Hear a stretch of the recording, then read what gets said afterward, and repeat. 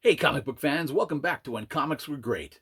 Darth Jaeger coming at you with part two of our three-part look at the original Marvel Star Wars run, published from 1977 to 1986.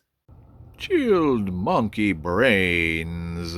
Before we get started on the video proper, I'd just like to mention that the late, great Archie Goodwin did the majority of the writing on this book from issues 11 to 50, excluding 24, 46, 48, 49. He would come back one more time late in the run, writing a banger of a one-shot for issue 98. Issues 39 to 44 gave readers a spectacular adaptation of The Empire Strikes Back, stunningly illustrated by Al Williamson and Carlos Garzon. It was written and edited by Archie Goodwin and is based on an earlier version of the screenplay by Lee Brackett and Lawrence Kasdan. As with the original Marvel Star Wars adaptation, Empire contains scenes not shown in the film, including the Wampa attack on Echo Base. Issue 40 also contains a great little behind the scenes article about the adaptation that includes side by sides of how the artwork changed as new still photos from the film were shared with the creative team. That's how we get the weird different kinds of Yodas, the Yoda of Two Worlds, the first based on Ralph McQuarrie, and the second one, the one they actually built. The artwork across these 6 issues is absolutely incredible, especially after 2 solid years of Carmine Infantino illustrations. The artwork is shockingly beautiful and what every issue of Marvel Star Wars deserved to be, but alas wasn't. Then issue 45 hits, and again we have the return of the Jedi? Not of the Jedi, but no, it's 3 years too early for that. But instead we got, yeah, you guessed it, more Infantino. And to be fair, it's his best work he's ever done in the series. The spaceships, for the most part, look like they're supposed to, and the character likenesses, they're about as good as you're going to get from him.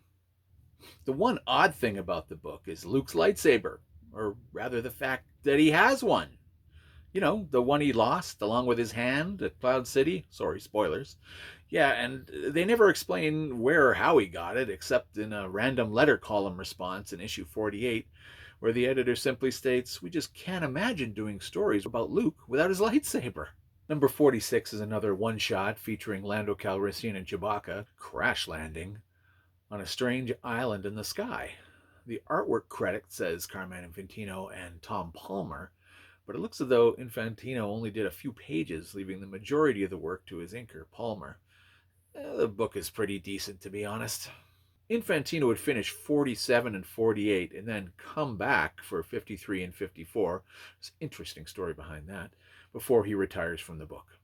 Issue 47, Droid World, is another one-shot featuring R2 and 3PO visiting Klingson's moon, where they end up witnessing a droid civil war of all things. 48 is written by G.I. Joe writer Larry Hama and has Princess Leia escorting a finance minister to the banking planet of Aragao to procure financing to buy more X-Wing fighters. It might sound boring, but the story is wacko. Includes a vampire, a fat creature from the Black Lagoon looking guy, and a deadly poisonous butterfly. Yeah, I highly recommend this issue just for being so awesomely bonkers. Issue 49, The Last Jedi, not that Last Jedi, has Luke undercover trying to flip an unaligned star system to the side of the rebellion. The book is written by Mike W. Barr and features art by Walt Simonson and Tom Palmer. And then we reach issue 50, the big one. Issue 50 gives us readers the story of the Crimson Forever, a deadly virus unlike anything ever encountered in the galaxy. Lucky readers are treated to a beautifully illustrated book by Al Williamson, Tom Palmer, and Walt Simonson in a banger of a story by Archie Goodwin.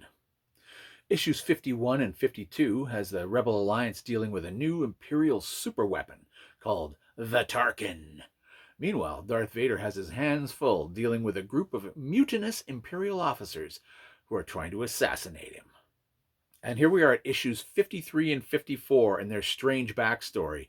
These books were originally commissioned for Marvel's canceled John Carter Warlord of Mars series. Chris Claremont wrote a new story based on the existing artwork, changing names and locations to make it fit into the Star Wars universe. I always thought the story was a little odd for Star Wars, and there you have it. Issues 56 to 63 gave readers the Shira Bree arc.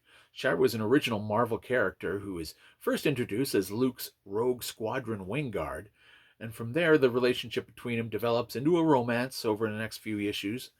In number 61, Rogue Squadron is on an important mission for the Rebellion, flying stolen hyperdrive modified TIE fighters.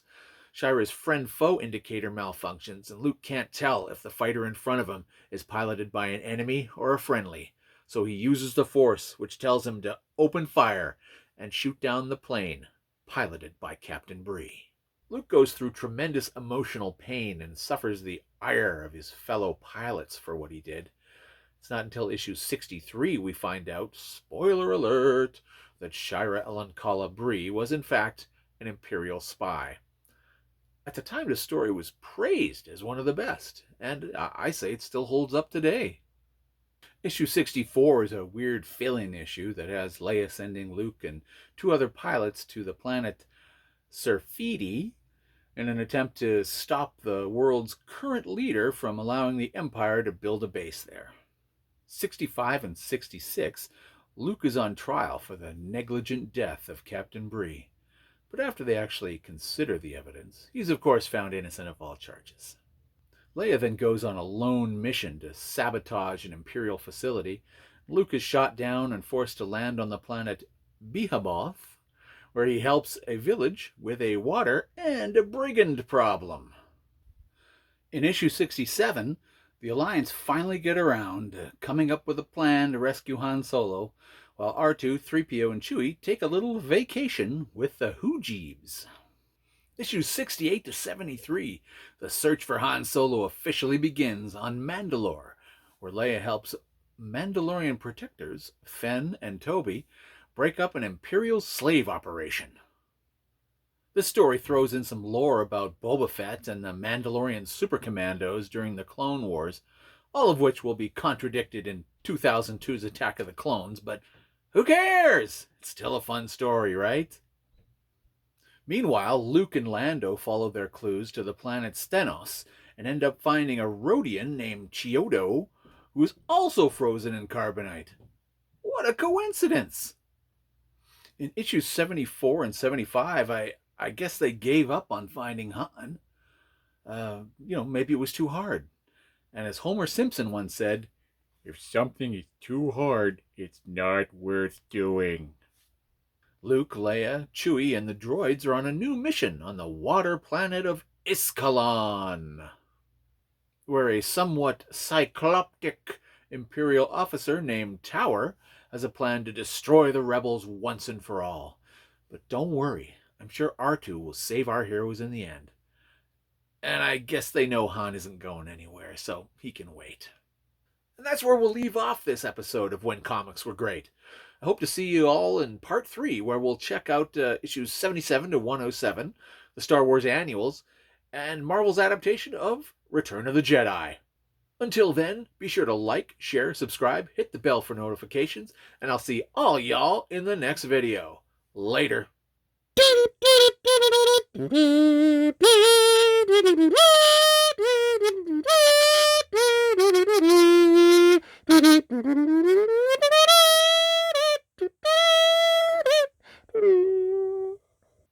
And then we reach issue 50, a number not reached these days.